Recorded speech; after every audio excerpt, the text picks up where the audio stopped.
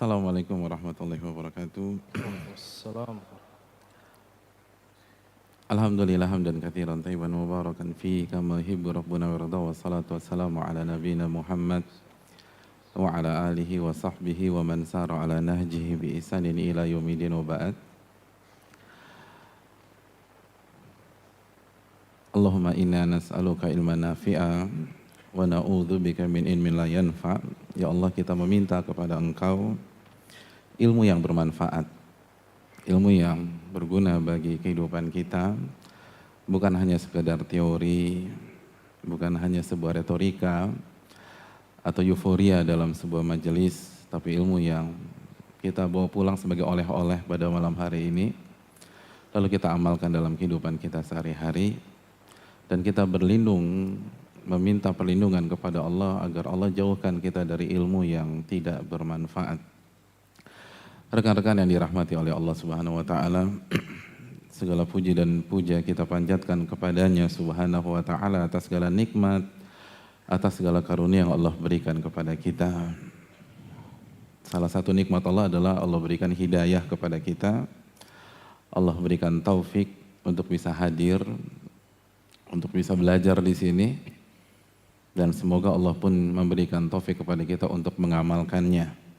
Karena Al-Imam Asy-Syafi'i rahimahullahu ta'ala, beliau pernah menyatakan, laisal ilmu ma hufidh wa innamal ilmu ma nafa'. Inti dari ilmu itu bukan apa yang kita hafal, bukan hafal 10 juz, bukan hafal 20 juz, bukan hafal 30 juz, bukan hafal Sahih Bukhari. Hafal bagus, tapi itu bukan inti, kata Imam Syafi'i. Inti dari ilmu adalah yang bermanfaat bagi kita, yang kita amalkan, lalu bermanfaat di alam barzakh, lalu di hari kiamat nanti. Dan kita bersama kisah yang begitu luar biasa, kisah yang syarat akan makna. Ketika para ulama kita membahas kisah ini, mereka bahas panjang lebar. Sampai tadi kita dengar ada fikih hilang. Dan itu dijelaskan oleh Hafidz Ibnu Hajar ketika membahas hadis ini. Rekan-rekan yang dirahmati oleh Allah Subhanahu wa taala, kita kembali ke hadis Bukhari. Sebuah cerita yang disampaikan oleh orang yang mengalaminya langsung, ibunda kita Aisyah radhiyallahu taala anha. Ketika beliau tertinggal oleh rombongan, lalu beliau tertidur, lalu ditemukan oleh Safwan bin Al-Mu'attal, lalu dituntunlah beliau naik di atas tunggangan atau kendaraannya Safwan. Safwan jalan menuntun tunggangan tersebut, sehingga singkat cerita mereka bertemu dengan rombongan, karena rombongan transit lagi ketika hari sangat panas. Jadi Nabi memutuskan untuk transit kembali, istirahat sejenak. Dan disitulah dari kejauhan ada sosok laki-laki yang berjalan bersama dengan binatang tunggangan, dan di atasnya ada seorang wanita, dan ternyata wanita itu adalah Aisyah radhiyallahu taala anha. Rekan-rekan yang dirahmati oleh Allah Subhanahu wa taala, Aisyah mengatakan fahalaka man halaka fi sya'ni. Dari detik itulah celaka orang yang celaka karena diriku. Detik itulah awal dari kebinasaan orang-orang yang memfitnah diriku. Detik itu adalah awal dari kehancuran orang-orang yang menuduh diriku. Fahalaka man halaka fi sya'ni.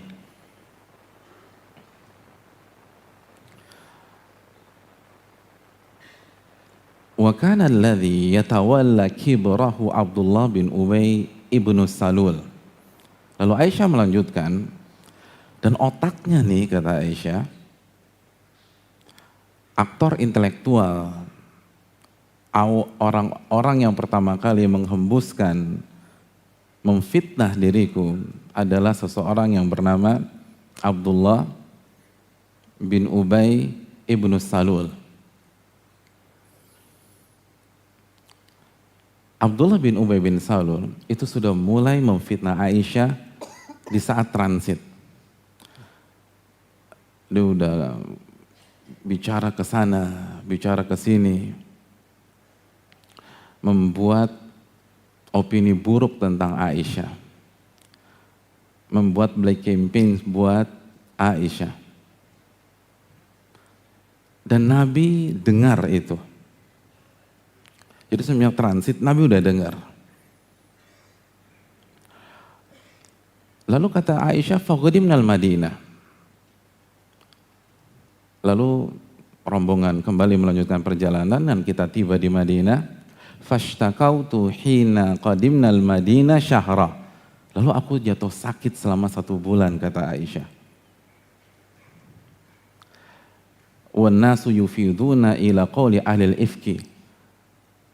Dan di bulan itulah fitnah diriku itu digoreng oleh orang-orang yang memfitnahku. Dan gembongnya adalah Abdullah bin Ubay ibnu Salul. Teman-teman, siapa Abdullah bin Ubay bin Salul? Dan ini penting, karena dialah pemicunya, dialah aktor intelektualnya. Abdullah bin Ubay bin Salul adalah orang nomor 1 di dunia kemunafikan.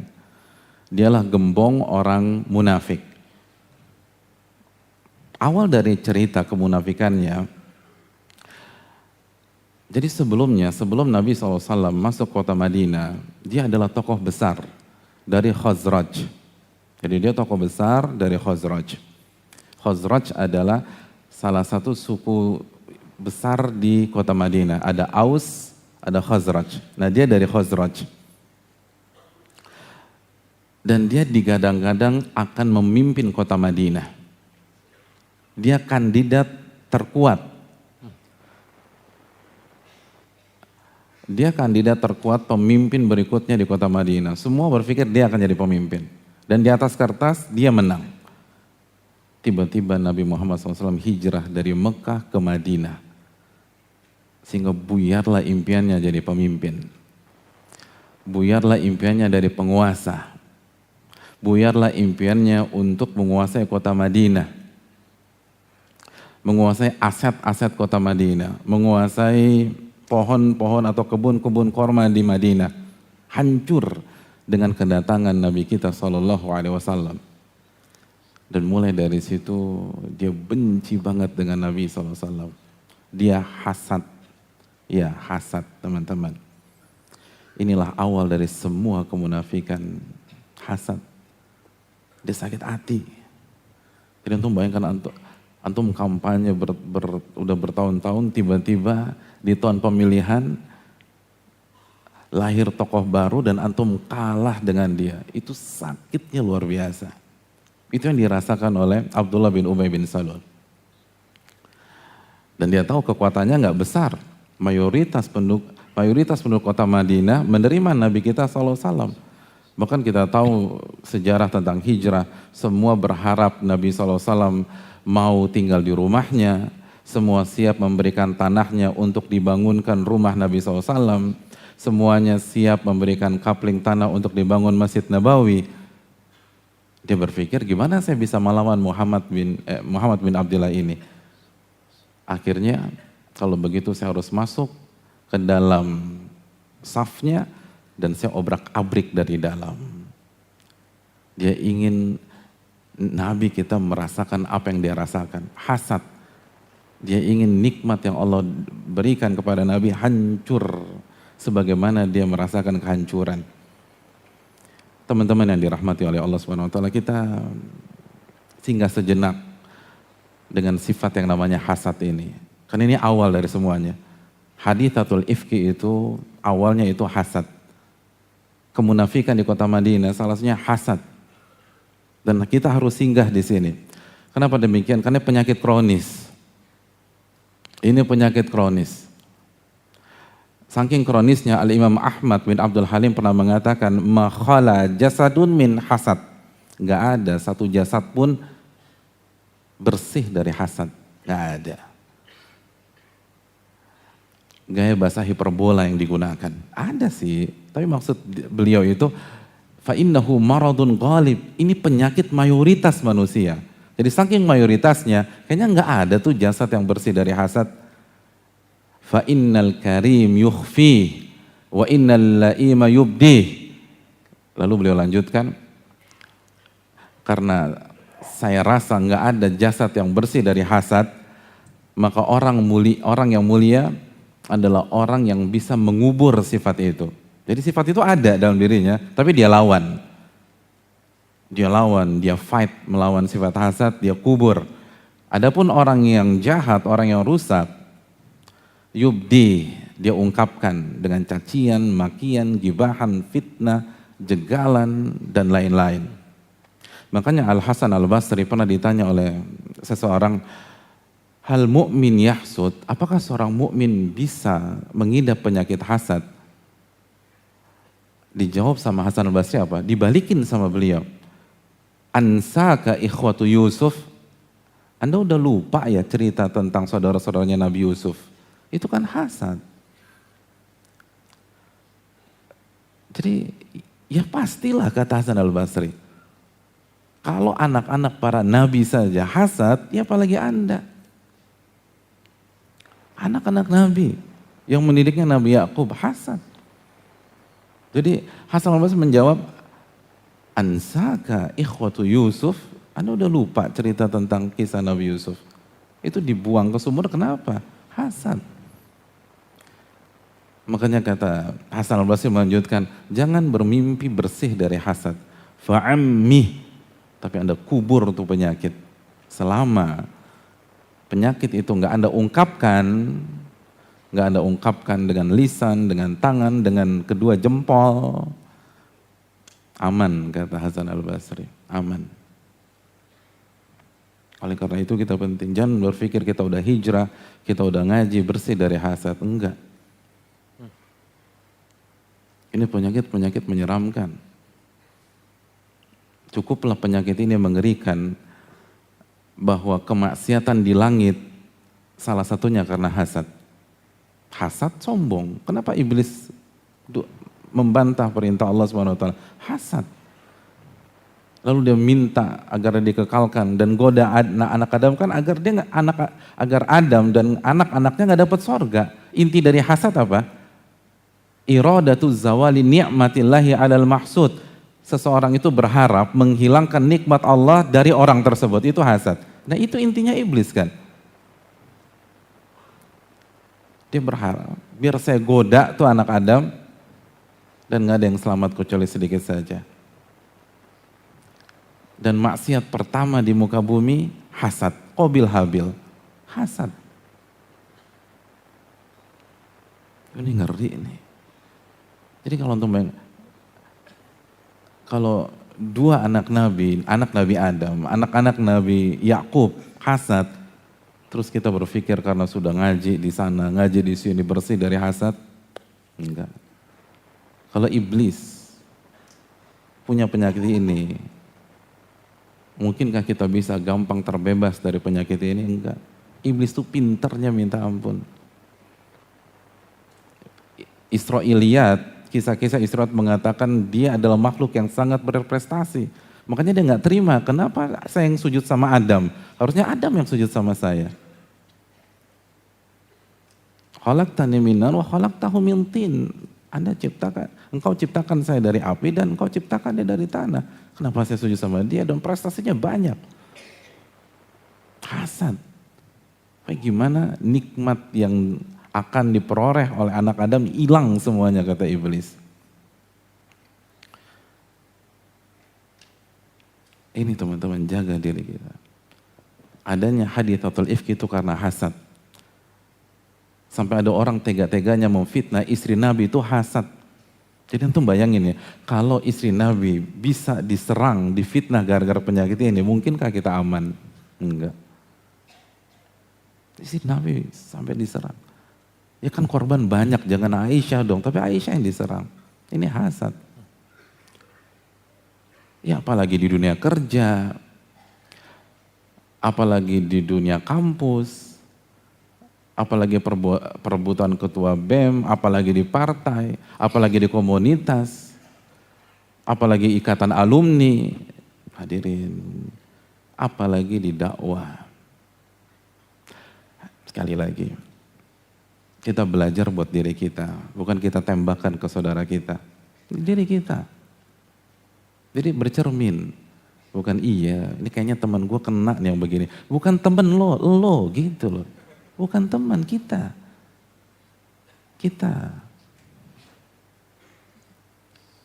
Fala tuzakku anfusakum, jangan sucikan diri-diri Anda. Allah yang paling tahu siapa yang paling bertakwa. Jaga diri kita dari hasad. Karena penyakit bahayanya minta ampun. Ini penyakit orang-orang yang berprestasi.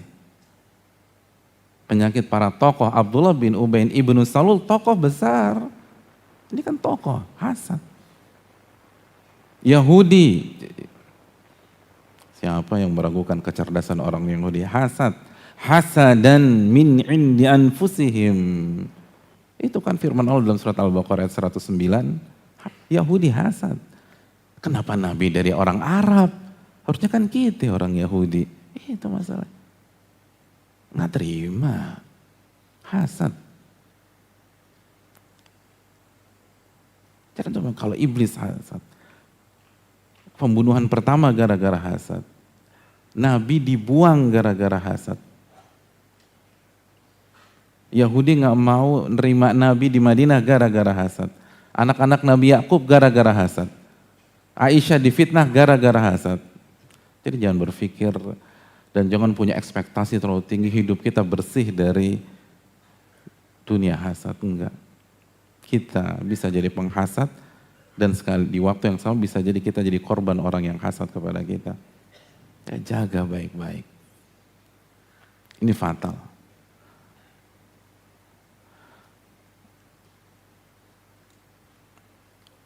Dan kesian orang yang hasad, teman-teman sekalian, kesian. Hasan Al-Basri pernah mengatakan, ini menarik ucapan beliau. Beliau katakan, ma ra'aitu zaliman ashbaha bimadlumin min hasidi nafsi. Aku nggak pernah melihat ada orang zalim yang kondisinya setragis korbannya kecuali orang yang hasad. Jadi kalau saya ketemu sama orang yang hasad dan korbannya, susah dibedain tuh mana korban, mana pelaku. Sama-sama tragis kata Hasan Al-Basri. Mirip udah, 11-12. Maksudnya apa sih? Ucapan Hasan Al-Basri dijelaskan oleh ulama lain yang bernama Abu Laits As-Samarqandi. Abu Laits As-Samarqandi mengatakan, nih kesiannya orang yang hasad nih.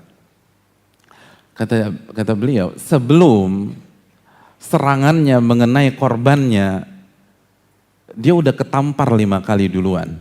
5 hal kena sama dia sebelum dia serang teman. Jadi kalau ada orang hasad, dia mau, gua harus hancurin karir dia. Dia buat isu lah, dia buat fitnah, isu tentang skandal, biar temennya nggak dipromosikan dan lain-lain. Nah sebelum dia buat skandal, sebelum dia fitnah temannya, atau sebelum dia caci temannya, atau sebelum dia bully temannya di sosmed, kata para ulama, dia akan ketampar dengan 5 hal. Yang pertama, al-gham layan qati'. Dia akan terserang galau yang gak putus-putus. Orang yang hasad tuh galau. Coba deh jujur. Waktu kita hasad sama orang, enak gak tuh hidup? Nggak enak. Mau makan, ingat dia. Mau tidur, ingat dia. Mau nyuci baju, ingat dia. Bayangkan. Iya. Dan tuh muka berubah tuh. Nggak enak udah. Yang awalnya bisa tidur jam 9, baru tidur jam 1. Sebel aja. Kurang ajar nih orang, kurang ajar. Ngeliat fotonya sambil megang piala atau di podium atau dapat piagam, dia nggak pantas, kurang ajar. Gua harus hancurin nih orang. Nggak nikmat, stres, galau. Padahal korbannya lagi tidur tuh, mimpi udah senang. Korbannya lagi tidur, dia nggak bisa tidur, kasihan dia. Itu orang yang hasad. Jadi dia belum serang korbannya masih menikmati tidur malamnya, dia udah nggak bisa tidur. Al-ghammu la yanqati. Kasihan. Lagi asik-asik makan di kantin, tuh orang lewat, udah nggak mood lagi. Udah nggak mood. Udah pergi tuh. Mending kalau udah bayar. Belum bayar, mie ayam udah pengen pergi aja. Subhanallah. Kan ngutang lagi. Ngutang nggak habis pula, subhanallah. Kesian, orang yang hasad tuh kesian. Galau dia. Hidupnya galau. Makanya anaknya Nabi Adam kan sebel banget. Ketika sedekah saudaranya diterima sama Allah Subhanahu wa taala itu galau. Saudara-saudara Nabi Yusuf kan antum tahu baca sendiri kisahnya dan sudah dibahas di majelis ini oleh ustadz kita. Kesian, hidupnya nggak enak. Nggak nyaman. Nggak nyaman. Iblis tuh hidupnya kan nggak nyaman. Godain orang aja. Coba antum 7/24 jam godain orang, nyaman nggak? Nggak enak. Iblis nggak punya family time, nggak punya quality time, nggak married, kesian dia. Hidupnya godain orang dong. Nggak honeymoon, nggak segala macam. Nggak ada weekend dia. Nggak ada cuti bersama emang nggak ada. Nggak ada, coba antum lihat. Kerjanya, bayangkan detik pertama sama godain orang.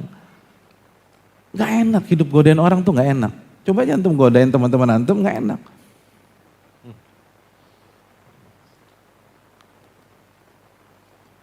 Dan setiap godain, a'udzubillahi minasyaitonir, disumpahin terus didoain. Aku berlindung dari syaitan yang terkutuk. Kan terkutuk, kesian hidup. Itu hidupnya tuh, hasad. Jadi orang yang hasad menderita. Jadi korbannya belum menderita, dia duluan menderita. Itu yang pertama. Yang kedua, kata Abu Layth, musibatun la tujar 'alaiha. Udah sakit hati, nggak dapat pahala. Iya kan? Ketika kita hasad, kita sakit hati, kita galau, nggak bisa tidur, dapat pahala? Nggak dapat. Itu musibah tuh kata Nabi. Kata musibah, tapi nggak dapat pahala. Nggak dapat. Beda sama ketika kita nggak bisa tidur karena siang tadi orang tua kita sakit. Kita sedih, atau mungkin kita galau, tapi kita tahan diri kita. Kita sabar, dapat pahala tuh nggak bisa tidur malam itu. Tadi siang suami kita kecelakaan. Terus kita ingat gimana suara tinggi kita kepada beliau, judesnya kita kepada beliau. Karena kita nggak bisa tidur, nangis saja. Meratapi kesalahan, lalu bertobat kepada Allah. Itu nggak bisa tidur dapat pahala. Tapi orang yang hasad nggak dapat pahala. Kesian.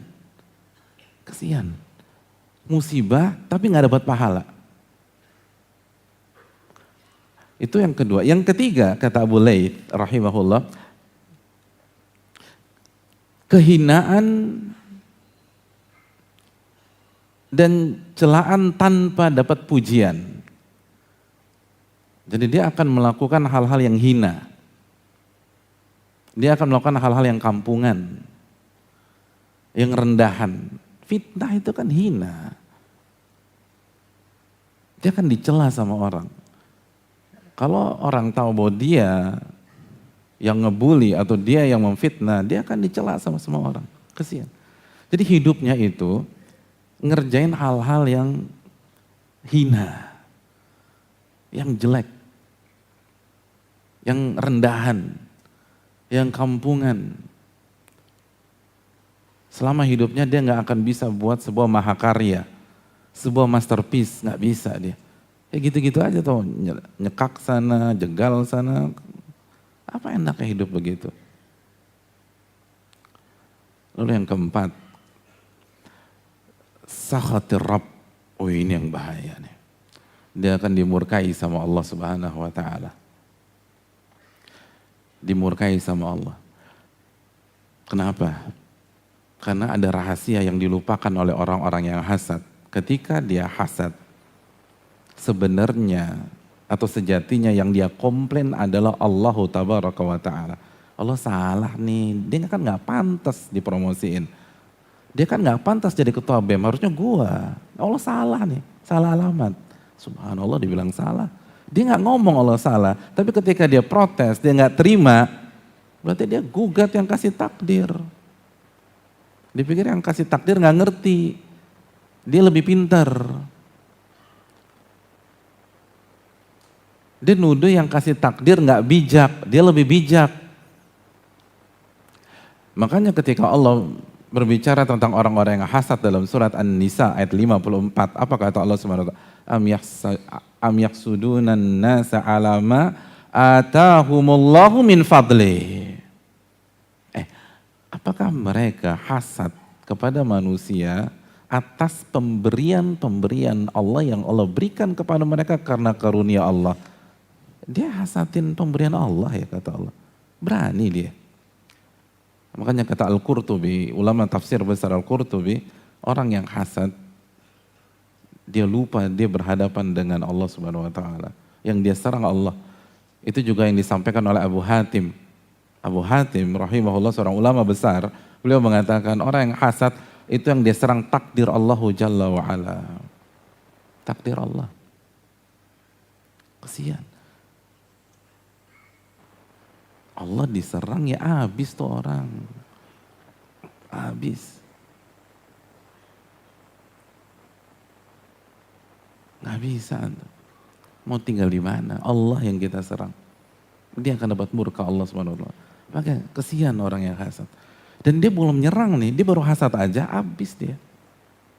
Karena dia belum ngerjain tuh korbannya, detik itu, seperti yang tadi dikatakan Abu Hatim, dia sudah mengkomplain takdir Allah Jalla wa'ala. Jadi korbannya belum diapa-apain, dia udah habis sama takdir Allah. Sama murka Allah Subhanahu wa ta'ala. Terus yang kelima, tamparan yang kelima, dia nggak dapat taufik dari Allah, nggak dapat. Orang yang hasad susah untuk hijrah.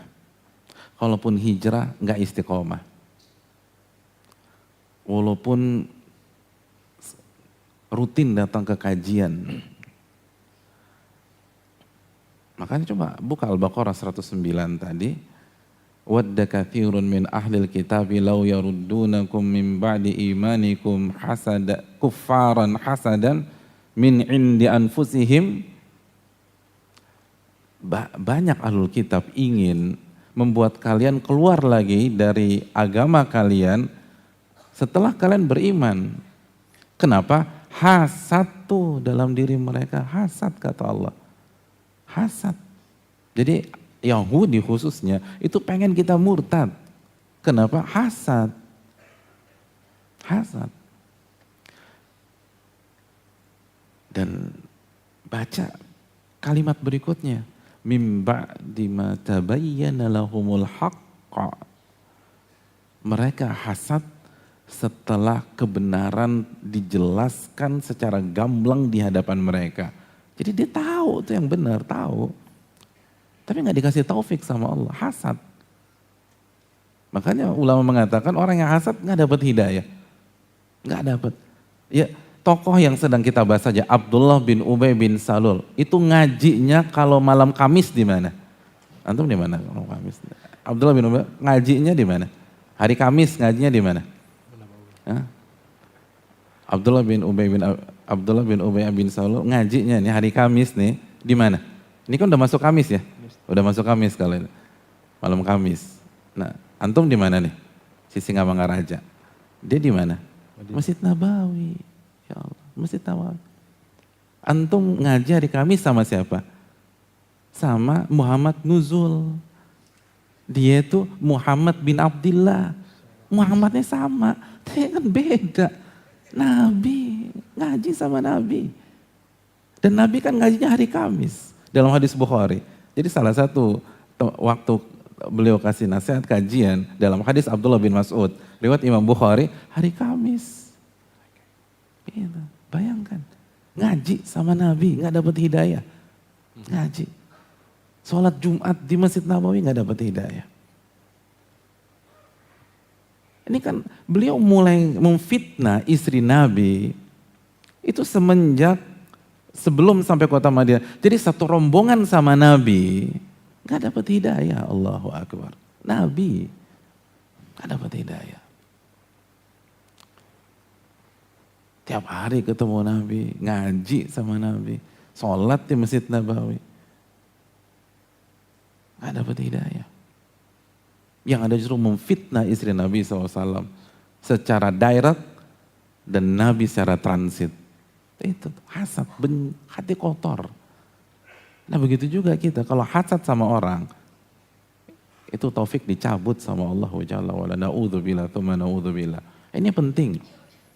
Dan ini yang harus kita camkan. Di samping kita baca riwayatnya. Kalau baca riwayat, antum nggak perlu datang ke sini, tinggal buka, tanya Mbah Google, antum akan dapat riwayatnya seperti ini.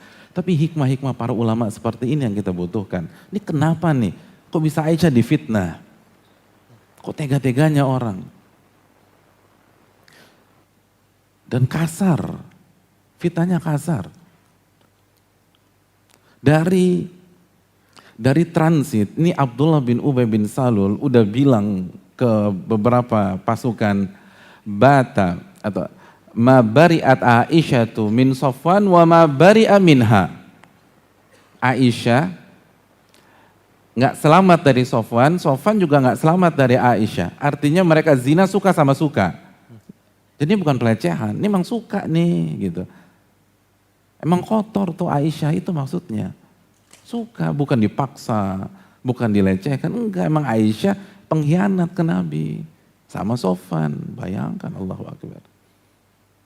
Terus begitu sampai di kota Madinah, dalam beberapa riwayat, dia kumpulin keluarganya, lalu dia briefing, dia doktrin bahwa Aisyah berzina, Aisyah berzina, Aisyah berzina.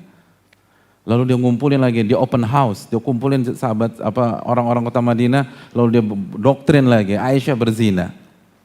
Dalam riwayat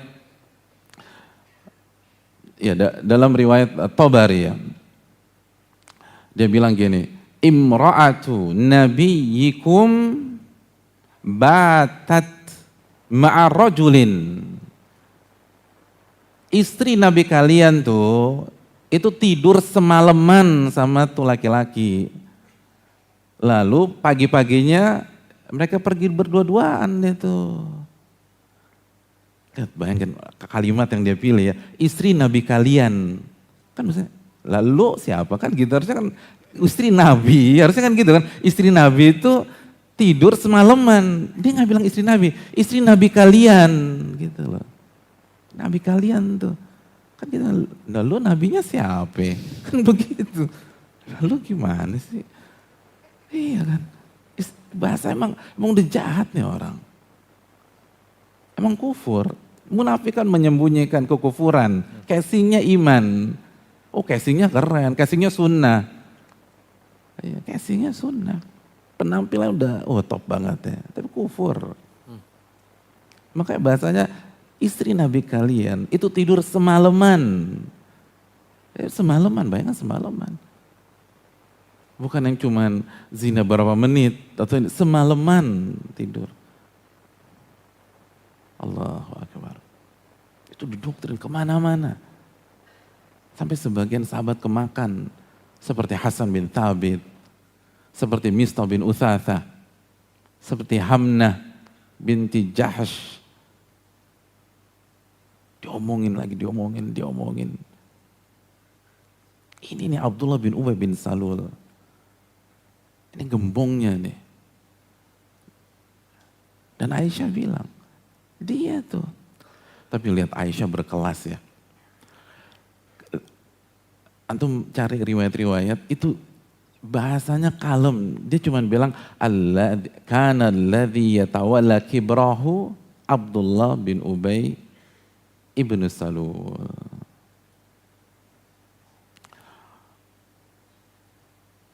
Aktor intelektualnya adalah Abdullah bin Ubay bin Salul. Bayangkan. Gak dicaci maki sama Aisyah. Gak diserang sama Aisyah. Gak dijelek-jelekin. Biasa saya ngomong. Akhwat 13 tahun. 13 tahun. Aisyah radhiyallahu ta'ala anha. Dan ini orang udah kebangetan. Dijelek-jelek, habis Aisyah dijelek-jelekin. Didoktrin sana, doktrin sini, bayangkan. Dan gerbongnya ikut dukung. Akhirnya sekali lagi kebohongan yang disampaikan secara masif diyakini oleh sebagian pihak menjadi sebuah kebenaran. Dan itu yang terjadi. Semua diceritain dan bayang open house tuh. Jama'an fi bait, dia buka open house di rumahnya terus diceritain tuh doktrin. Sebagian kemakan. Teman-teman yang dirahmati oleh Allah Subhanahu wa taala, makanya bahaya hasad. Hasad itu larinya ke fitnah, ke ghibah, ngebunuh. Bisa ngebunuh fisik atau membunuh karakter orang. Ngambil harta orang. Dan kesian, stres. Dan tuh hafalin tuh 5 tamparan orang yang hasad. Yang pertama apa tadi? Yang pertama galau, keperpanjangan. Galau, Masya Allah. Lihat galau. Tetangga yang beli fair fire, antu kita yang stres. Padahal yang bayar pajak kan dia. Kenapa kita yang stres? Yang bensinnya 1,7 kan dia yang beli. Yang Pertamax apa tuh plus kan dia. Kenapa anda yang stres? Jadi kesian hidupnya itu. Kesian. Lalu yang kedua tadi apa? Musibah. Jadi dia hidupnya kena musibah terus, tapi nggak dapat pahala. Yang ketiga? Kehinaan. Jadi dia mainannya tuh yang hina-hina aja, yang nggak berkelas. Yang keempat Allah akan murka, dan yang kelima, ya nggak dapat taufik dari Allah Subhanahu Wa Taala, dan itu penjelasan ulama klasik yang bernama Abu Laits As-Samarqandi. Teman-teman yang dirahmati oleh Allah SWT, kita lanjutkan cerita itu. Aisyah mengatakan bahwa begitu sampai di kota Madinah aku jatuh sakit. 1 bulan aku sakit. 1 bulan. Walam asyur bi syai'in min dzalik, sehingga aku nggak ngerti apa yang terjadi di luar sana. Nggak ngerti Aisyah. Sakit. Istirahat. Apa pelajaran yang bisa kita petik dari ini teman-teman sekalian? Al-Hafidh Ibnu Hajar menyatakan Allah Subhanahu wa taala mentakdirkan Aisyah sakit pada 30 hari tersebut agar beliau nggak tahu apa yang terjadi. Untuk meringankan beban beliau. Allah takdirkan beliau akan tahu, nanti kita akan jelaskan kapan momen itu terjadi. Tapi udah gak lama lagi. Setelah itu diputihkan namanya oleh Allah Subhanahu Wa Taala. Nah ketika digoreng yang begitu luar biasa, itu Aisyah gak ngerti, sakit dia. Sakit. Kan dulu kan 2 jempol belum main, kalau sekarang sakit emang tetap update terus, oh ada isu ini yang lagi viral, ini yang hashtag begini. Dulu kan gak ada sama sekali. Udah enak tinggal tidur aja dia, gak tahu apa-apa. Itu pelajaran loh. Teman-teman sekalian. Bisa jadi Allah buat kita sakit, itu agar kita gak keluar. Bisa jadi Allah buat kita sakit, biar kita gak tahu dunia luar pada saat itu. Karena Allah tahu kalau kita masuk kantor pada hari itu, atau masuk kampus pada hari itu, ada masalah. Seperti Aisyah, sakit beliau. Enak tinggal tidur aja. Digomongin pezina, digomongin selingkuh. Beliau nggak tahu. Beliau nggak tahu sama sekali. Enak. Itu tuh firman Allah dalam surat Al-Baqarah ayat 216, wa'asa an takrahu syai'an wa huwa khairul lakum. Bisa jadi yang kalian anggap buruk, sakit kita anggap buruk, itu terbaik buat kalian. Wa'asa an tuhibu syai'an wa huwa khairul lakum. Bisa jadi yang kalian anggap baik tuh buruk buat kalian. Sehat semua orang anggap baik. Tapi buat Aisyah pada saat itu buruk. Buruk. Kesian beliau. Buruk. Makanya closing statementnya wallahu ya'lamu antum la ta'lamun. Allah yang maha tahu. Kalian gak ngerti apa-apa. Kita nih drop galau ketika kena musibah, ketika bisnis drop, ketika sekarang kata orang pembelian lagi menurun, ketika sakit, ketika divonis positif, gagal ginjal atau misalnya CA atau tumor ganas, kita ini drop karena sok tahu teman-teman, sok tahu. Sok tahu. Makanya Allah tutup dengan ayat wallahu ya'lam wa antum la ta'lamun. Allah yang maha tahu. Kalian gak ngerti apa-apa. Yang kalian anggap buruk itu baik. Yang kalian anggap baik itu buruk. Lihat takdir Allah. Yang terbaik itu pilihan Allah. Al khairu khiratullah. Yang terbaik itu pilihan Allah Subhanahu wa taala, bukan pilihan Anda. Tapi kita sok tahu. Dan sok taunya nggak fair. Kita ini udah sok tahu, lalu yang kedua selalu bicara kemungkinan terbaik. Bukan bicara kemungkinan terburuk. Padahal kemungkinan terbaik, kemungkinan terburuk menurut akal kita 50-50. Tapi selalu tuh, coba lewat jalan ini. Tuh, gue udah bilang apa bro, macet kan. Coba lewat jalan ini, lihat nih Waze lancar. Nyebut Waze boleh di sini ya? Waze. Ya boleh gak apa-apa. Iya lancar. Belum tentu, oke lancar, lo ditabrak gimana? Lancar, tadi pepet orang, atau yang belakang mabok, atau yang belakang kena serangan jantung, pas lagi nginjek gas terus tambah mobil Anda, ini kan kena macet. Tapi kan sok taunya luar biasa kita, pokoknya sok tahu. Ini gara-gara lo nih kita ketinggalan pesawat. Allah takdirkan udah terima deh. Kita nggak tahu kalau kita naik tuh gimana jadinya.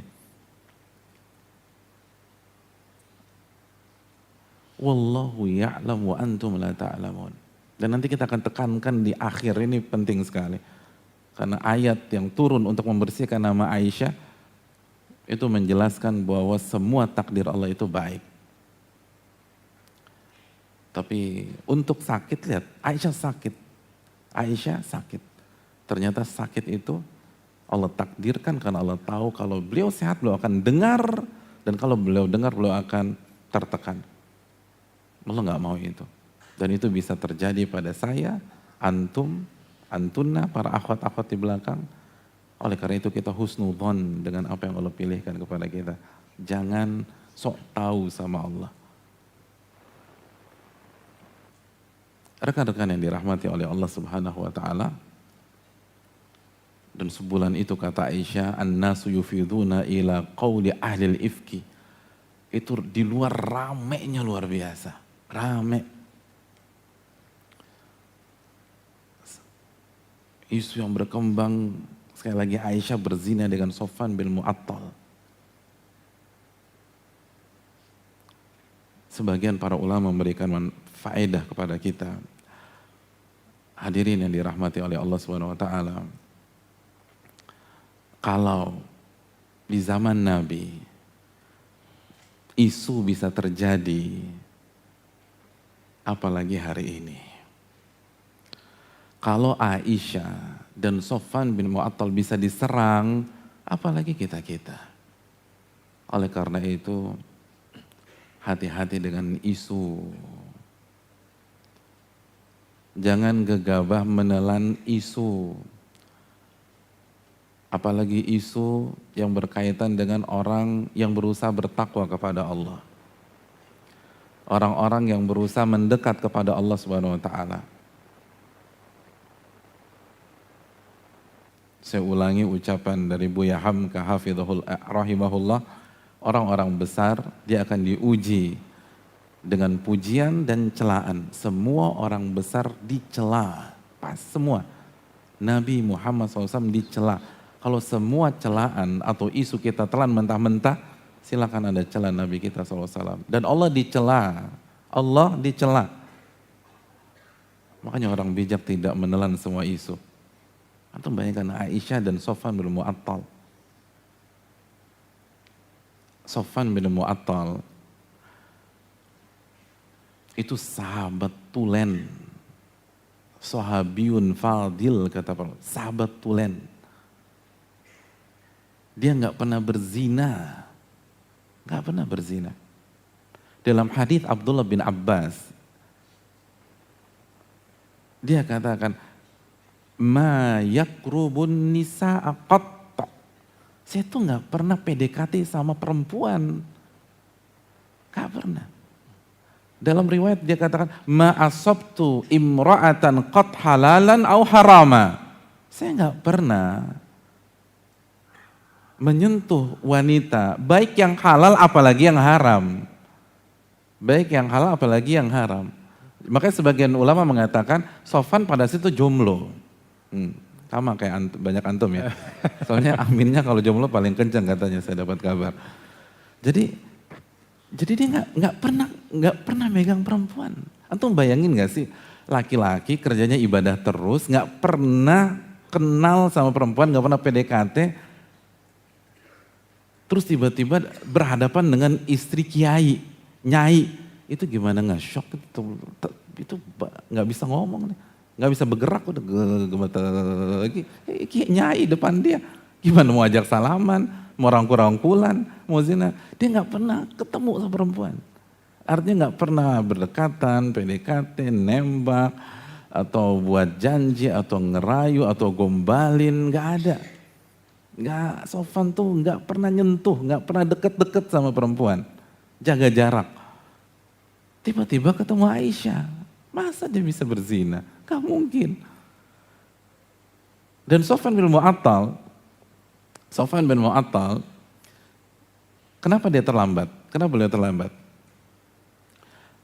Beliau menyisir, dan itu permintaan beliau. Jadi beliau minta kepada Nabi SAW, ya Rasulullah, biar saya belakangan, biar saya bisa menyisir. Ketika rombongan jalan, apa yang beliau lakukan? Sholat. Ketika rombongan jalan, dia kan belakangan, sholat. 2 rakaat salam, 2 rakaat salam, 2 rakaat salam. Itu dalam riwayat, sholat. Baru itu dia sisir tuh. Masa kayak gitu zina? Jadi kalau laki-laki kayak begitu, itu bisa diserang. Dan di zaman Nabi ya, kita nggak bicara di zaman ini. Ini zaman terbaik, zaman Nabi. Itu bisa diserang, ya apalagi hari ini. Terus yang lebih aneh bin ajaibnya, dia dibilang zina sama Aisyah radhiyallahu taala anha. Allahu akbar. Aisyah. Apalagi Aisyah nggak kenal laki-laki sama sekali. Belum nikah kecil. Dan langsung umur 9 hidup bersama Nabi SAW. Antum bayangkan, 0 sampai 9 tahun hidup di bawah asuhan Abu Bakar As-Siddiq. Lalu 9 sampai 13 tahun, ini kan kejadiannya di usia 13 tahun. 9 sampai 13 tahun dibimbing atau dibina atau diasuh dan diarahkan, diajarkan oleh Nabi Muhammad SAW. Mungkinkah dia berzina? Gak mungkin. Gak mungkin. Bayangkan 0 sampai 9 tahun Abu Bakar. Abu Bakar sama umur Ruman. Kan bapaknya Abu Bakar. Abu Bakar. Mainnya sama Asma. Ya Allah. Jadi gak mungkin berzina. Ini dari awal nih iman semua. Iman. Aduh cerdasnya luar biasa.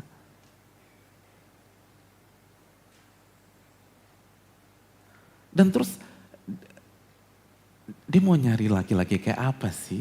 Ini suaminya Nabi SAW. Ada yang lebih ganteng dari Nabi? Nice. Gak ada. Ada yang lebih perkasa dari Nabi SAW? Gak ada. Ada yang lebih atletis dari Nabi SAW? Gak ada. Ada yang lebih lembut dari Nabi? Gak ada juga. Terus mau nyari kayak siapa? Subhanallah. Gimana coba? Gak masuk akal. Dan warok, kuat sama Allah. Zainab binti Jahash setelah kejadian nanya sama Aisyah, diriwayatkan Imam Tobari. Aisyah, waktu kejadian aku tuh mau tanya sama kamu, ini sama-sama madu nih, kan istri sama istri Nabi. Lihat madu-madu Nabi itu komunikasi. Kamu tuh ketika jalan sama Sofwan tuh kan suasana kan rentan fitnah itu ya. Itu ngapain? Apa sih yang kamu ucapkan? Ngobrolin apa sih? Kamu ngomong apa? Apa kata Aisyah radhiyallahu taala anha? Waktu aku jalan sama Sofwan, yang keluar dari lisanku hanyalah Hasbiyallahu wa ni'mal wakil. Allahu Akbar.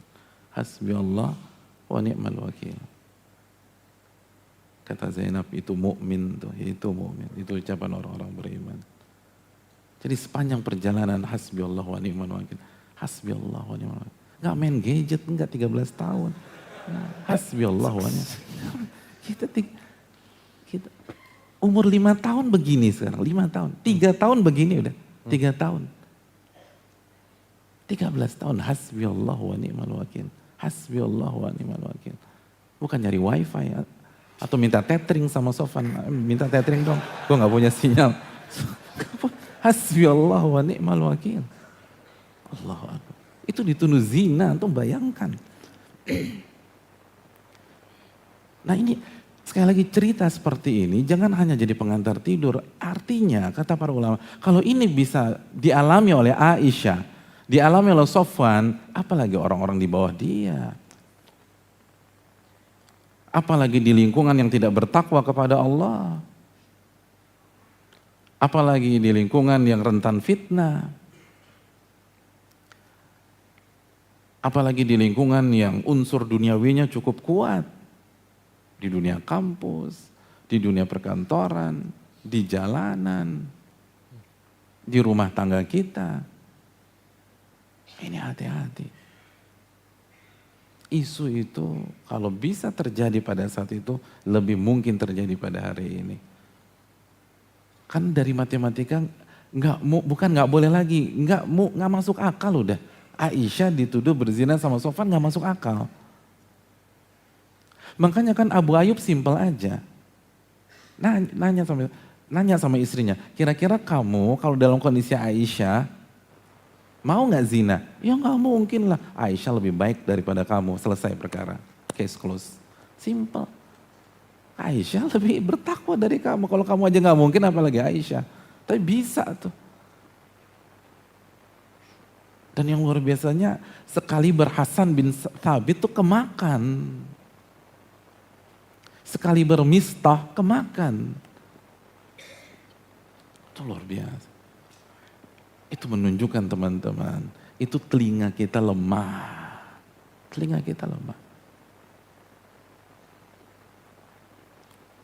Kalau setiap saat kita mendengar hal yang buruk, jadi buruk, jadi buruk. Jadi buruk.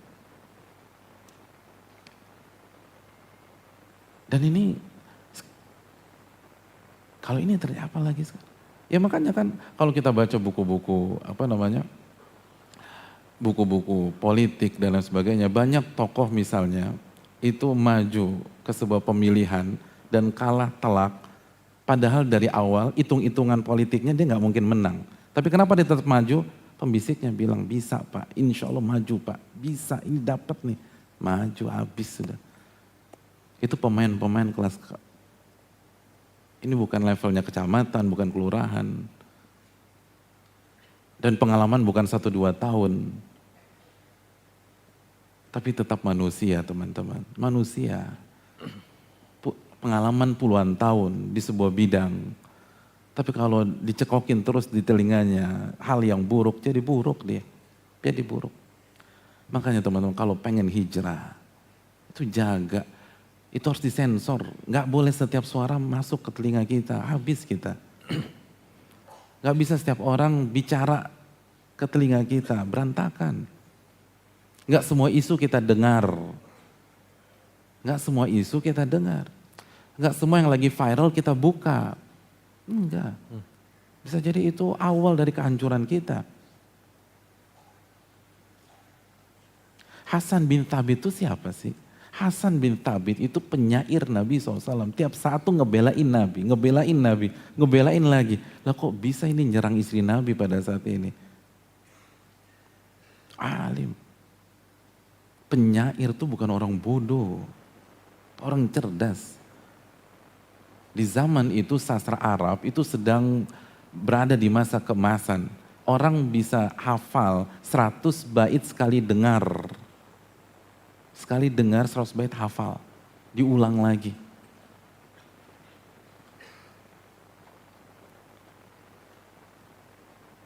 Dan Dan buat bait kan dengan segala kaedahnya susahnya minta ampun. Itu kemakan. Hati-hati dengan isu. Bahaya. Karena banyak orang baca hadithatul ifki itu khatam beberapa kali. Tapi tetap aja asik ngikutin isu. Dengar isu inilah, isu itulah. Apa kata Allah dalam surat An-Nur ayat 15? Tahsabunahu hayyina wa huwa indallahi azim. Kalian anggap isu-isu tersebut itu hal yang remeh. Padahal parah di sisi Allah Jalla wa'ala. Karena anggap hanya sekedar ada isu tentang si A, isu tentang si B, yang lagi viral si C, ya cuma sekedar. Ya itu sebagian orang di Madinah kan gitu. Sebagian orang di Madinah kata para ulama, nggak percaya Aisyah berzina, nggak percaya. Tapi tetap nyampein, ana dengar Aisyah begitu ya, ana dengar Aisyah begitu ya. Tapi sampai dilempar sana, lempar sini, Allah firmankan, kalian anggap itu hal yang sepele ya. Padahal di sisi Allah itu besar, besarnya minta ampun. Dan kita pada hari ini hidup di masa yang isu di mana-mana. Nggak jelas sudah. Jangan sampai pahala sholat kita, puasa kita, zikir kita, kajian kita habis gara-gara isu-isu tersebut. Bukan waktu lagi habis, pahala habis. Pahala habis. Akhirnya gibahin orang. Akhirnya fitnah orang. Atau ikut punya andil orang terfitnah. Ikut punya andil orang kena gibah. Habis pahala. Maka apalagi kita penuntut ilmu yang masih beginner. Udah belajar ilmu deh, gak usah ngurusin segala macam itu. Antum pastikan ilmu antum benar. Qala Allah, qala Rasul, firman Allah, hadis Nabi yang valid. Lalu dipahami dengan pemahaman yang benar. Lalu antum bisa bertanggung jawab pada hari kiamat nanti. Ketika Allah tanya, wa an ilmihi fima amila bih. Dia akan ditanya tentang ilmunya dan bagaimana dia mengaplikasikan ilmu tersebut. Selesai masalah udah. Atau nggak akan ditanya semua isu-isu yang berkembang. Jangan ikut semua isu. Kalian anggap itu ringan, hanya obrolan. Oh itu parah. Parah kata Allah.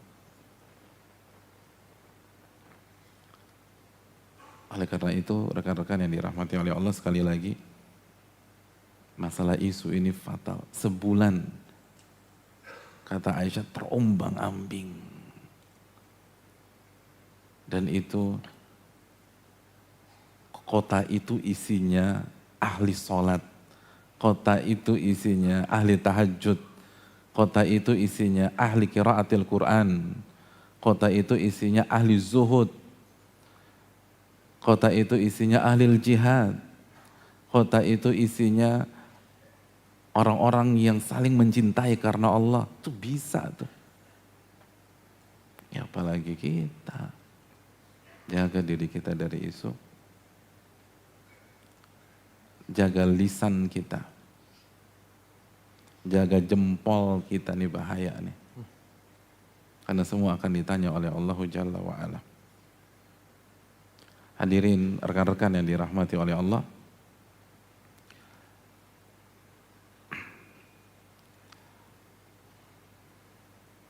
Tapi tabir itu mulai tersingkap dari sikap suami tercinta beliau sallallahu alaihi wasallam.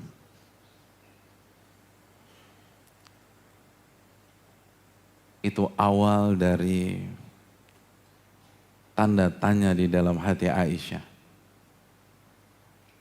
Karena beliau lagi sakit, beliau nggak tahu apa yang ada di luar.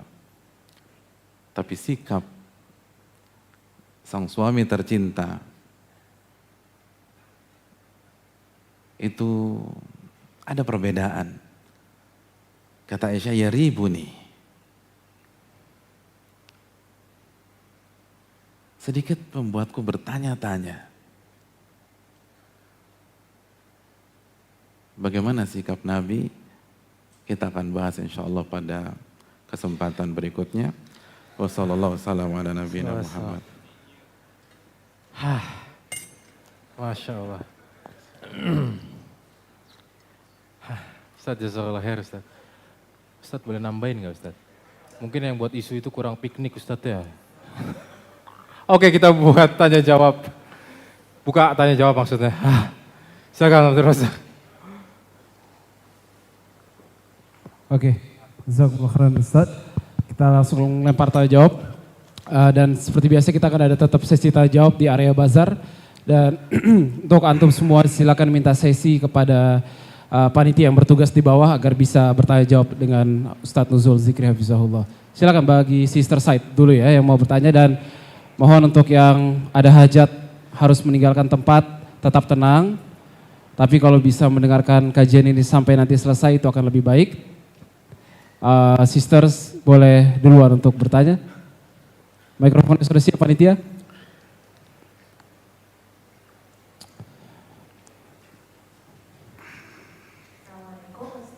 Waalaikumsalam warahmatullahi wabarakatuh. Adakah amalan tersendiri untuk mencegah diri kita dari perbuatan hasad? Terima kasih. Iya, dengan siapa? Siapa? Vidya dari mana Vidya? Dari Tendian, oke, terima kasih. Silakan Ustaz. Iya, terima kasih jazakallah khair kepada Vidya atas pertanyaannya, pertanyaan yang bermanfaat. Rekan-rekan yang dirahmati oleh Allah Subhanahu wa taala, yang pertama doa jelas. Minta kepada Allah Subhanahu wa taala agar hati kita dibersihkan. Dan kita bisa gunakan doa-doa yang sudah familiar, misalnya ya muqallibal qulub tsabbit qalbi ala dinik. Wahai zat yang membolak-balikan hati, kokohkanlah hatiku di atas agamamu. Ya musarrifal qulub sarrif qalbi ala ta'atik. Ya zat yang membolak-balikan hati, kokohkanlah hatiku ini di atas ketaatan kepadamu. Jadi minta kekokohan hati itu penting. Jadi jangan lupa doa. Yang kedua, kita harus pertebal iman kita kepada takdir. Sebagaimana ucapan Abu Hatim tadi, bahwa orang yang hasad, itu yang dia komplain adalah takdir Allah Subhanahu wa taala. Jadi orang yang hasad, iman kepada takdirnya bermasalah. Sesyar'i apapun penampilannya. Sesyari apapun imannya masalah. Dan ini yang harus kita perbaiki. Kita semua termasuk yang berbicara, karena kita sudah sebutkan ucapan Imam Ahmad tadi, hampir-hampir enggak ada jasad yang selamat dari sifat hasad. Tetapi orang baik itu dia berusaha menyembunyikan, mengubur dan terus jaga hati. Adapun orang yang buruk dia akan keluarkan. Terus yang berikutnya, hasad itu lahir dari cinta dunia. Hasad lahir dari cinta dunia. Ambisi dunia, ambisi jadi ketua, ambisi jadi penguasa, ambisi memiliki sebuah produk tertentu atau barang tertentu, ambisi menggait viewers tertentu atau subscribers tertentu, sehingga ya ketika dia baru 60.000 dia hasad sama yang 100.000, dia hasad sama yang 200.000, semua dunia. Oleh karena itu kalau kita ingin bersihkan diri kita dari hasad, kita harus bersihkan diri kita dari cinta dunia, karena itu awal dari semua penyakit hasad yang ada di tengah-tengah anak Adam. Karena dari persaingan memperebutkan dunia. Terus yang berikutnya, kata Imam Ahmad, dan ini memang berat ya, kata Imam Ahmad, kalau kita hasad kepada seseorang, baik-baikin dia. Lawan tuh syaitan gitu. Syaitan kan suruh kita benci dia, lawan tuh syaitan. Baik-baikin gitu lah. Antum tegur duluan, WA duluan, telepon duluan, tanya kabar duluan, kasih hadiah gitu, kasih hadiah biar syaitannya sebel sama antum. Gue suruh dia benci, dia malah seneng. Jadi lawan tuh syaitan. Yang buat kita benci sama seseorang tuh syaitan. Jadi lakukan antitesisnya syaitan. Syaitan suruh kita jegal, kita lancarkan jalannya. Jadi syaitan suruh kita jegal dia, kalau kita bisa bantu jalurnya kita bantu. Syaitan suruh kita buka aibnya, justru kita puji dia. Jadi pokoknya antitesisnya syaitan aja deh. Dan yang terakhir bergaul dengan orang-orang yang berusaha menjaga diri dari hasad. Itu penting. Allah Ta'ala bisa mungkin itu. Terima kasih Ustadz. Kalau boleh menambahkan, kalau tadi yang diceritakan di dalam kisah tadi kan momennya langsung Ustadz ya. Kalau dengan media bisa nggak Ustadz hasad itu terjadi Ustadz dan membawa akibat buruk? Misal dari foto misalnya atau dari hal-hal lain. Iya, terima kasih jazakallahu khairan. Teman-teman yang dirahmati Allah, sekali lagi kalau di zaman Nabi ada orang yang hasad dan dia bisa buat membuat sebuah gerakan yang nggak masuk akal, membangun opini yang nggak bisa diterima oleh akal sebelum iman. Istri Nabi berzina. Kalau di zaman Nabi terjadi, maka zaman sekarang peluangnya besar juga terjadi. Nah, kita harus jaga diri juga. Karena dia bisa nyerang kita secara fisik atau secara non-fisik. Secara non-fisik misalnya ain. Kata Nabi, al-ainu haqqun. Ain itu sebuah kebenaran. Dan bukan saat ini kita bahas tentang ain. Nah, salah satu jaga dirinya kata para ulama, jaga privasi kita, jangan diumbar. Apalagi itu yang berkaitan dengan prestasi, sebuah hal yang bagus, itu jangan gampang diumbar. Nabi SAW bersabda dalam hadis yang sahih, terdapat dalam silsilah ahadits sahihah, ista'inu ala injahil hawaijik bil kitman fa inna likulli na'imin hasudah. Minta tolong kepada Allah agar Allah melanggengkan proyek-proyek Anda, hajat-hajat Anda, harapan Anda, ekspektasi Anda dengan menyembunyikannya. Kitman kata Nabi, sembunyikan. Kenapa disembunyikan? Karena setiap orang yang punya nikmat pasti ada penghasadnya. Pasti itu, udah pasti. Itu kata Nabi SAW. Jadi kalau antum lagi proses sebuah hal yang dianggap sebuah prestasi, keberhasilan, itu jangan diumbar. Kalau diumbar ya resikonya antum siap sendiri. Ini sabda Nabi SAW. Makanya kan lifestyle di sosmed pada hari ini itu membahayakan dia sendiri sebenarnya. Makanya kita nggak mau dia bahaya. Makanya kita ingin kasih tahu, hati-hati loh. Ini Nabi yang bilang begini. Jadi contohnya misalnya antum ngincer akhwat paling cantik di Kebayoran. Hafal 13 juz. Hafal Bulughul Maram. Nah, prosesnya antum rahasiakan. Jangan antum umbar di FB antum, di Twitter antum. Kenapa? Karena ada yang hasad. Orang tahu antum ngincer dia, ya orang lamar duluan. Kadang nggak dapat apa-apa, udah selesai. Gitu loh. Tampang kalah, gitu, dompet kalah, kartu kalah selesai. Jadi diam aja, diam, rahasia, gitu. Orang tahu hasad dijegal, ada yang maju duluan, lebih meyakinkan atau mau kelewat. Terus gimana dengan Allah berfirman, wa amma bi ni'mati rabbika fahadits. Adapun nikmat Rabbmu, maka ceritakan. Nikmat Rabbmu maka ceritakan. Kata para ulama itu kalau sudah dapat, kan nikmat. Kalau sudah dapat, dan itu hati-hati juga. Gak ke semua orang kita cerita. Hati-hati, wallahu ta'ala bishawab. Ya Ustaz, terima kasih Ustaz Jazakallahu khair. Sekarang Anda udah gak mau cerita-cerita lagi sama Abdul Razak Ustaz. Tapi 5 hal yang dirasakan oleh orang yang hasad tadi ya sebelum dia lempar ke itu. Kalau di kontemporer sekarang nih ada yang keenamnya Ustaz, kuota habis. Karena kan ketika kita buka-buka Instagram yang kita hasad kan kilobyte jalan terus tuh kan. Lagian itu sih udah gak suka di follow, salah sendiri. Ya kan Ustaz? Ya, Bener ya? Ya, itu yang keenam, catat. Brothers. Brothers yang mau bertanya silakan. Mau tanya? Ya silakan. Mau tanya? Ya udah dia.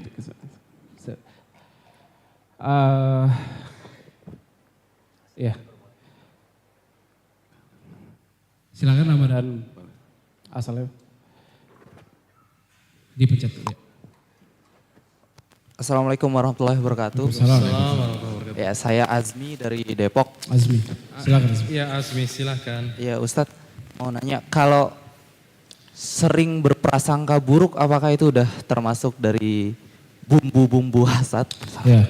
Kayak gimana? Misalnya kayak gimana? Azmi ada prasangka apa dia sama kita berdua? Gimana Ya. Azmi? Sering lihat posting di Facebook tuh yang kan gampang kan bikin kita cepet berprasangka buruk gitu aja, apakah itu udah termasuk dari Iya. awalan-awalan dari hasad? Manusiawi ya. Hentakan pertama tuh kita langsung itu loh Ustaz, langsung berprasangka buruk gitu. Oke. Dua, pertanyaan kedua. Kita udah ngelihat ada sebuah propaganda di dekat-dekat kita yang kita pun yakin kalau itu tuh akan mempengaruhi teman-teman gitu, apa yang sebaiknya kita lakukan itu? Oke. Ya, terima kasih Azmi, jazakallah khair. Silakan Ustaz. Iya, terima kasih jazakallahu khair atas pertanyaannya. Yang pertama jelas Allah melarang kita banyak berburuk sangka. Allah berfirman dalam surat Al-Hujurat ayat 12, Ya ayyuhalladzina amanu ijtanibu katsiran minadh-dhann inna ba'dadh-dhanni itsmun. Wahai orang-orang beriman, jauhi banyak prasangka karena sebagian prasangka dosa. Makanya para ulama kita memberikan sebuah quote yang sangat menarik, kata mereka, buat apa sih Anda suudzon? Suudzon itu, buruk sangka itu, kemungkinannya dua. Kalau benar, Anda nggak dapat pahala. Kalau salah, dosa. Jadi nggak ada enak-enaknya. Kalau benar nih, itu ada, kayaknya dia riak deh. Ternyata benar gitu ya. Dapat 100 buat regu A kan enggak juga. Nggak dapat apa-apa, nggak dapat 100, nggak dapat 200, nggak dapat 50, nggak dapat apa-apa. Tapi kalau salah dosa. Salah dosa. Jadi jauhi prasangka. Dan ada penggalan nanti kita akan penekanan masalah ini. Terus yang kedua tadi apa? Zak apa Zak? Yang kedua, apa tadi Azmi? Yang kedua kalau ada propaganda di sekitar kita Ustaz, dan kita tahu kalau kita ini tadi apa sih? Iya Ustaz, kalau ada propaganda nih Ustaz di sekitar kita, bagaimana kita? Iya. Secara panjang lebar ada sesinya, tapi paling tidak Nabi SAW bersabda dalam hadis riwayat Imam, di antara Imam Abu Dawud ya, Al-bayyinatu 'alal mudda'i, yang menuduh harus kasih bukti. Yang menuduh, yang lempar isu, dia harus kasih bukti. Jadi harus kasih bukti. Kalau enggak maka dia kalah. Kalah di pengadilan dan kalah di sisi Allah Subhanahu wa ta'ala. Jadi agama kita itu agama yang ilmiah teman-teman. Agama kita itu agama data. Qul hatu burhanakum in kuntum shadiqin. Mana data Anda kalau Anda benar? Surat Al-Baqarah ayat 111. Jadi selalu bermain data. Lihat yang nuduh Aisyah berzina, nggak ada data sama sekali. Dan nanti kita akan jelaskan panjang lebar. Nah begitu juga kalau ada propaganda. Kalau kita langsung serang, nanti orang di luar sana dengan helikopter view ngelihat, ini conflict of interest aja nih. Tapi kalau kita bicara datanya apa? Selalu minta data. Kalau ada datanya saya percaya, kalau datanya ada valid saya percaya, kalau enggak saya nggak terima. Dan ajak teman-teman kita berpikir ilmiah. Ajak teman kita berpikir ilmiah, salah satu cara berpikir ilmiah selalu main data. Ada serang mana datanya, dan kalaupun ada data, pertanyaan kedua valid atau tidak. Valid atau tidak, mungkin itu. Kalau nggak ada, kembali kita ke hukum asal.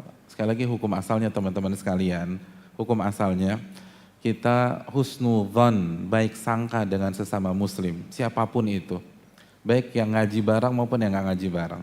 Berbaik sangka kepada sesama muslim karena ayatnya jelas Al-Hujurat ayat 12. Lalu suudzon sama diri sendiri. Wala tuzakku anfusakum, jangan kalian sucikan diri kalian, jangan kalian rekomendasikan diri kalian, jangan kalian belain tuh diri kalian. Jadi suudzon di sini dalam arti positif ya. Jadi kalau ada apa-apa jangan-jangan gue yang salah nih. Kalau begini jangan-jangan gara-gara dosa gue nih. Kalau gue begini, gue buat maksiat apa pekan ini, kenapa gue difitnah begitu. Kalau kita bisa terapkan pola ini, kita akan dewasa teman-teman sekalian. Dan kita akan berkelas dengan kualitas yang sesungguhnya. Wallahu ta'ala mungkin itu. Ya, karena waktu mungkin sudah masuk akhir Ustadz. Pertanyaan terakhir Ustadz, ada nggak sih Ustadz hasad yang diperbolehkan? Iya, terima kasih jazakallahu khair. Hasad yang diperbolehkan ada. Nabi SAW bersabda, la hasada illa fitnatain, tidak ada hasad kecuali di dua perkara. Intinya adalah hasad yang bernama ghibthah. Ghibthah itu kita ingin mendapatkan nikmat yang orang lain miliki tanpa mengusik orang tersebut. Tanpa membuat orang itu kehilangan nikmat atau berharap orang itu kehilangan nikmat. Dan itu untuk hal-hal yang positif. Untuk hal-hal yang positif. Makanya hadisnya kan orang yang diberikan harta lalu diinfakkan di jalan Allah SWT, diberikan ilmu lalu diajarkan. Jadi untuk hal-hal yang positif, untuk hal-hal yang akhirat atau untuk hal-hal duniawi tetapi arahnya ke akhirat. Seperti harta duniawi, tapi saya pengen haji nih. Ngelihat teman kita misalnya setiap tahun dia bisa umroh Ramadan, jadi kita ghibthah, kita pengen bisa umroh Ramadan seperti dia. Tapi setiap kita dengar dia umroh Ramadan tuh senang aja, gila. Gue bangga punya teman kayak dia, karena dia saat teman-teman kita pergi ke Eropa, pergi ke Amerika, dia pergi ke Mekah dan Madinah. Jadi dia bangga, tapi dia pengen juga bisa seperti itu ghibthah, mungkin itu. Terima kasih. Oke Ustaz, terima kasih jazakumullah khairan. Kita masih ada sesi tanya jawab di bazar. Jadi antum semua kalau masih ada waktu jangan langsung pulang. Untuk brothers ada di area lapangan basket tuh.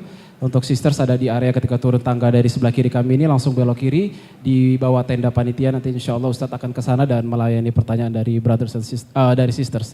Ustadz untuk Mas Wani untuk mengakhiri perjumpaan kita.